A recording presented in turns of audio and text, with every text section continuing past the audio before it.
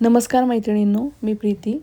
आज मी बनवणार आहे 6 महिन्याच्या बाळासाठी सुंदरसा फ्रॉक. हा ब्लॅक कलरचा बोरणांसाठी मी हा बनवलेला आहे. त्यासाठी मी हे 1 मीटर अस्तर आणि 1 मीटर खणाचं कापड घेतलेलं आहे. आता हे जे अस्तर आहे ना, आपण 4 फोल्ड करून घेऊया. खालील बाजू सरळ करून घ्यायची एक लाईन मारून, कारण कापड वर खाली असतं ना म्हणून. आता इथे कमरेची उंची टाकायची आपल्याला 7.5 अधिक 1 8 इंच 8.5 इंच. 8.5 इंचावर मार्किंग करून शोल्डर टाकायचे 4 इंच आणि आर्म होल इथे 4 इंच टाकायचा आहे आणि लाईन मारून घ्यायचे. चेस्ट आपण इथे टाकायचे 4.5 इंच, म्हणजे इथे आपली चेस्ट आहे 18 इंच, त्याचा चौथा भाग 4.5 इंच आणि त्याच्यात 1.5 इंच मार्जिन. सेम तशीच कंबर टाकायची आणि कमरेच्या इथे अर्धा इंच वरती यायचं स्लाइटली बस. गळ्याची रुंदी इथे 2 इंच आणि गळा इथे आपण 2.5 इंचाचा टाकतो आहे. इथे काय करायचं आपल्याला, शोल्डरपासून स्ट्राईप्सवाला फ्रॉक आहे हा, तर आपल्याला इथे शोल्डर नाही घ्यायची आहे, पण इथे मी दाखवते तुम्हाला 1 इंचाचा स्ट्राईप्स येणार आहे किंवा त्याच्यापेक्षा जास्त पण तुम्ही घेऊ शकता. 1.5 इंचाचा स्ट्राईप पण तुम्ही घेऊ शकता. ही इथे मी स्लाइटली अर्धा इंच वरती गळाला आलेली आहे. तुम्ही नाही आलात तरी चालेल, सरळ स्ट्रेट कापलं तरी काही हरकत नाही आहे. तर इथे बघा आपलं हे वरचा टॉपचा पार्ट कटिंग करून झालेला आहे. इथे मी शोल्डर तिथे घेतलेली नाही आहे, कारण आपण स्ट्राईप्स लावणार आहोत, वेगळी डिझाईन करणार आहोत. एक पुढील भाग आहे आणि एक पाठील भाग आहे. पाठील भागला इथे मी हुकलूकसाठी एक 1.5 इंचावर मार्किंग केलेलं आहे, 2 इंचावर. तुम्ही सरळ स्ट्रेट कट केलं तरी चालेल आणि पाठीमागे झीप लावलीत तरीही चालेल. झीपसाठी काय वेगळा एक्स्ट्राचं कापड घ्यायची गरज नाही, त्याच्यातच लावलं तरी चालतं आहे. आता इथे बघा अस्तरावर मी 10.5 इंचावर मार्किंग केलेलं आहे. अस्तर 2 फोल्ड आहे आणि त्याच्यावर मार्किंग करून मी इथे कट करते. हा आपला घेर असणार आहे फ्रॉकचा, बरोबर. 10.5 इंच उंचीचा हा घेर आहे आपला. आता हे दोन्ही पार्ट मी कटिंग करून घेते. एक पुढील भाग आहे आणि एक पाठील भाग आहे. आता हे मी संपूर्ण खोलून तुम्हाला दाखवणार आहे व्यवस्थित. तर हे बघा, हे 2 भाग आहेत घेराचे, एक पुढील भाग आणि पाठील भाग. त्याची लांबी आहे बघा 32 इंच. जी आपली अस्तराची लांबी असते ना, 32 किंवा 33 इंचाचा पन्ना असतो ना, तोच घ्यायचा आहे. आता इथे हे आपलं मेन खणाचं कापड घेतलेलं आहे काळ्या रंगाचं. इथे खाली बघा मी 1 इंच सोडलेलं आहे कापड. तुम्ही नीट लक्ष देऊन बघा, ती ग्रीन कलरची पट्टी 1 इंच मी सोडलेली आहे आणि त्याच्यावरती मी अस्तर ठेवलेलं आहे. म्हणजे खणाचं जे कापड आहे ना, 1 इंचाने जास्त घ्यायचं आहे आपल्याला. आपलं अस्तर 10.5 इंचाचं आहे, तर खणाचं कापड आपण 11.5 इंचाचं घ्यायचं आहे. आता ही दुसऱ्या बाजू, पाठची बाजू पण मी कटिंग करून घेते आहे. एक पुढील बाजू झालेली आहे, ही पाठील बाजू पण कटिंग करून घेते आहे आपली. म्हणजे बघा घेर किती लागतो, कमरेच्या तिप्पट लागतो. आता जर आपली कंबर 18 इंच आहे ना, तर ॲटलिस्ट 55 ते 60 इंचाचा तरी तुम्हाला घेर पाहिजे टोटल मिळून. म्हणून मी हा बघा माझा 32 इंचाचा घेर म्हणजे टोटल 60 इंच होतो आहे. तर हे बघा, हे आपले 2 भाग झालेले आहेत. एक पुढील भाग आहे घेराचा आणि एक पाठील भाग. आता इथे तुम्हाला व्यवस्थित दाखवते. उंची 11.5 इंच आहे आणि ह्याचा जो घेर आहे तो 32 इंचाचा आहे. ठीक आहे. आता आपण जो अस्तरवर टॉप पार्ट कापला होता ना, आता हे मेन कपड्यावर पण आपण टॉप पार्ट कापून घेऊया. एक पाठील भाग आहे आणि एक पुढील भाग आहे.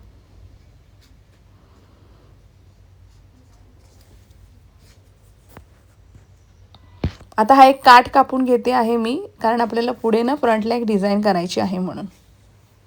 ठीक आहे. आता आपण शिवायला घेऊया. शिवताना काय करायचं आहे, सगळ्यात पहिले आपल्याला खांद्याला ज्या स्ट्राईप्स लावायच्या आहेत तिथे एक छानशी डिझाईन करायची आहे, अशी फ्रिलवाली.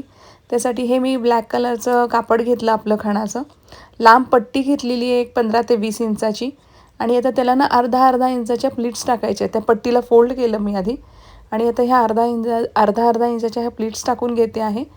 म्हणजे अशी छानशी फ्रिल तयार होईल.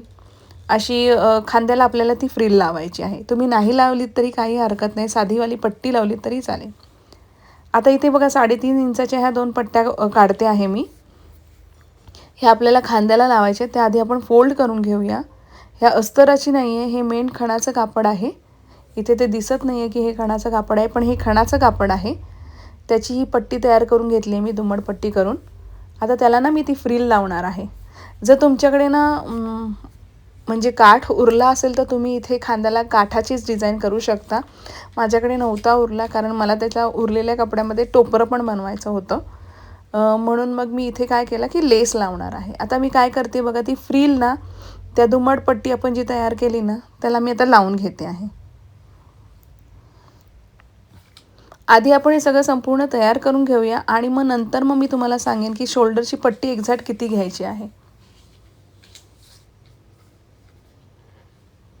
तर हे बघा, ह्या दोन्ही पट्ट्या आपल्या दोन्ही खांद्याच्या इथे तयार झालेल्या आहेत.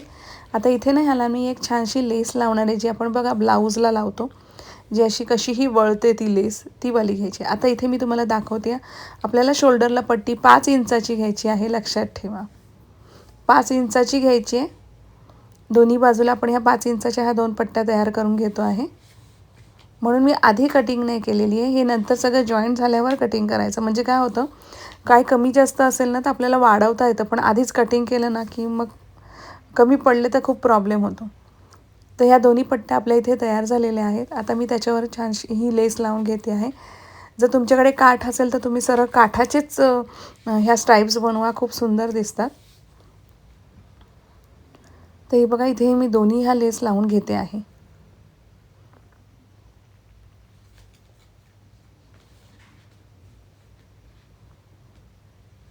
झाले आपल्या इथे हे दोन्ही स्ट्राइप्स तयार झालेले आहेत. आता काय करायचं आहे, आता लक्ष ठेवा, मी मेन कापड आधी कधीच कापत नाही. लक्षात ठेवा, मी खणाचं कापड आधी नाही कापलेलं आहे, हे नंतर कापायचं आपल्याला. आता फक्त आपलं अस्तर कटिंग झालेलं आहे. तर बरोबर त्या स्ट्राइप्स बघा, खणाकडे खणाच्या दिशेला तोंड करून ठेवायचे आहेत. ठीक आहे, त्यांची सरळ बाजू असेल ना ती खणाच्या कपड्याकडे तोंड करून ठेवायची आहे. नीट लक्ष देऊन पहा मी काय केलेलं आहे. आता ही दुसरी स्ट्राइप पण बघा, मी खणाच्या दिशेला, त्याचं जे मेन कापड आहे ना ते खणाच्या दिशेला केलेलं आहे आणि जे ओव्हरलॉक केलेली पट्टी आहे ना ती अस्तराच्या बाजूला आहे. तर हे बघा, इथे माझं हे शिवून झालेलं आहे. आता एक्स्ट्राचं जे कापड आहे खणाचं ते आपण नंतर कापायचं, आधी नाही कापायचं. आधी कापले ना की खूप धागे निघतात त्याचे. आता हे बघा, नॉचेस पाडून घेते आहे आणि आता मी उलटं करते. आता तुम्हाला दाखवते बघा, इथे झालेलं आहे काढून, आपलं उलटं करून झालेलं आहे. आता मी ह्याच्यावर लेस लावून घेते आहे. ते लेसने खरंच खूप सुंदर फिनिशिंग आलेली आहे, त्याला अजून सुंदर दिसते फार डिझाईन. तुम्हाला नसेल लावायची तर तुम्ही नका लावू, काही हरकत नाही. पण ही या ब्लॅक कपड्यावर खूप उठून दिसते ती लेस आणि मॅच झाली आहे त्या डिझाईनला, म्हणून मी लावली.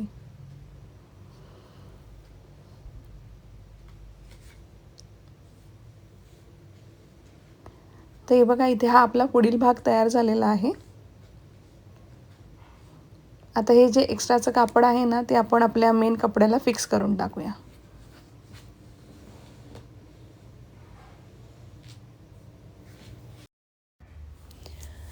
आता हे जे एक्स्ट्राचं जे काही कापड आहे ना ते नंतर कटिंग करून टाकायचं.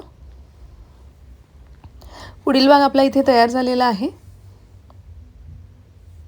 आता पाठील भाग करायला घेऊया आपण. त्याच्यासाठी काय करायचं आहे, अगेन आपल्या खणाच्या कपड्यावर हे आपलं अस्तराचं कापड ठेवायचं आहे आणि आता बघा, खणाच्या दिशेने आपलं मेन कापड टर्न करून ठेवायचं त्या बाजूला आणि त्याच्यावरती अस्तर ठेवायचं आहे. हे नीट लक्ष देऊन बघा, खणाच्या दिशेने मी आपलं मेन कापड जे तयार झालेलं आहे पुढील भाग तो तिकडे त्याच्या दिशेने तोंड करून ठेवलेलं आहे आणि आता ही वरून शिलाई मारते आहे. लक्षात ठेवा, आधी कधीच मेन कापड कटिंग करू नका. मेन कापड आपण नंतर कट करायचं. जे काय असेल ना, खणाचं असू दे, पैठणीचं असू दे, साडीचं असू दे, कुठलंही असू दे, हे नंतर कट करायचं, आधी नाही कट करायचं.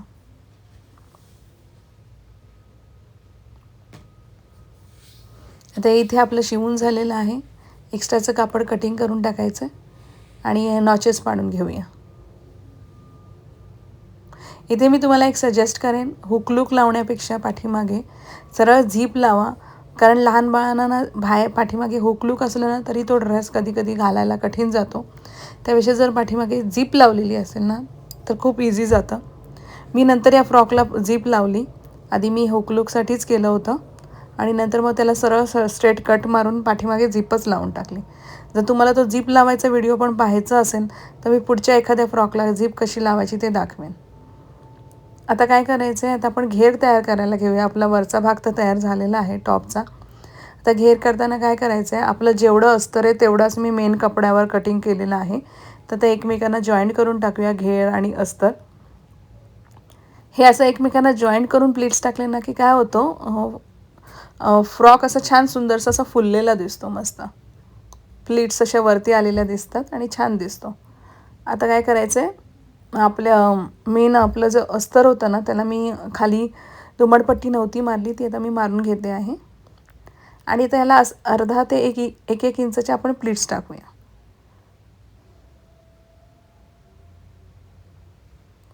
आधीचे 1.5 इंच इथे मी सोडून देते आहे आणि आता ह्या 1 इंचाच्या इथे प्लीट्स टाकते. 1.5 इंच ते 1 इंचाच्या पण टाकू शकता तुम्ही, तुमच्या आवडीप्रमाणे टाका प्लीट्स. हे आहे ना एकदम परफेक्ट माप आहे, कमी पडणारच नाही अशा प्रकारे शिवलं तर. किंवा एक्स्ट्राच पण पडणार नाही की बाबा आपल्याला एक्स्ट्राचा कपडा कटिंग करून टाकावा लागतो.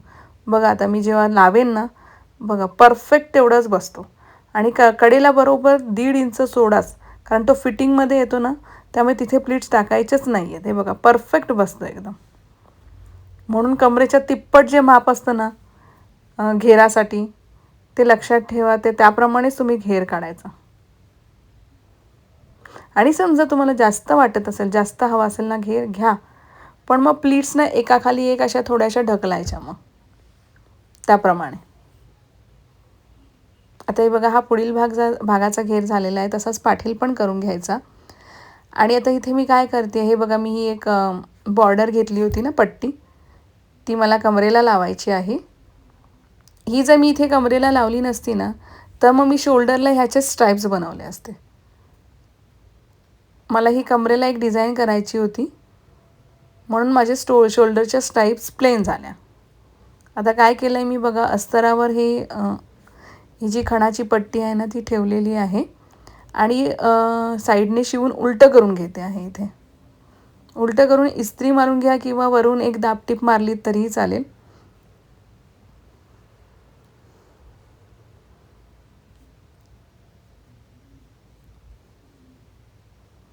उलटं करून झालेलं आहे आपल्या इथे. आणि आता इथे मी एक छोटीशी किनारीची शिलाई मारून घेते आहे.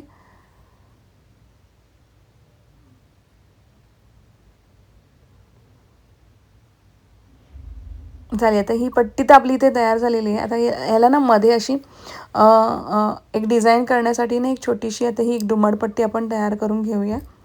ती आता आपण मध्ये लावायची आहे ती बरोबर डिझाईनसाठी. याचं थोडंसं चुन्या पाडायच्या त्या पट्टीला आणि बरोबर ही पट्टी वरून लावून ना तिला शिवून घेऊया. जसं मी दाखवले तसंच करा, ही डिझाईन तयार होते. आणि आता ही आपण आपल्या पुढील भागाला लावून घेऊया ही डिझाईन कमरेला. हे पहा, हे असं दिसणार. आता हे आपण पुढील भागाला इथे लावून घेऊया.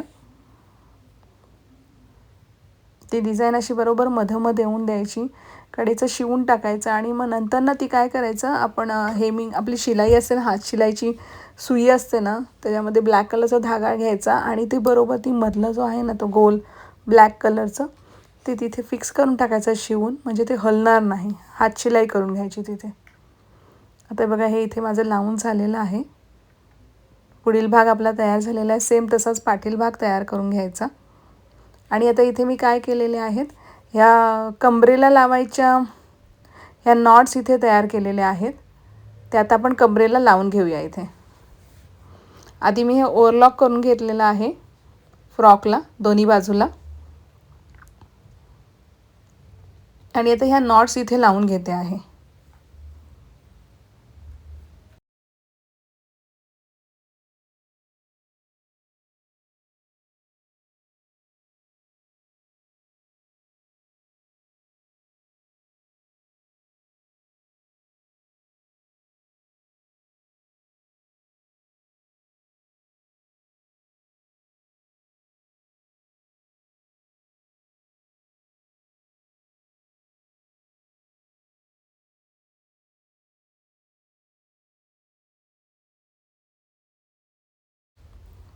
हे पहा, इथे आपले नॉट्स लावून झालेले आहेत. आता मी इथे फिटिंगची शिलाई मारून घेते आहे.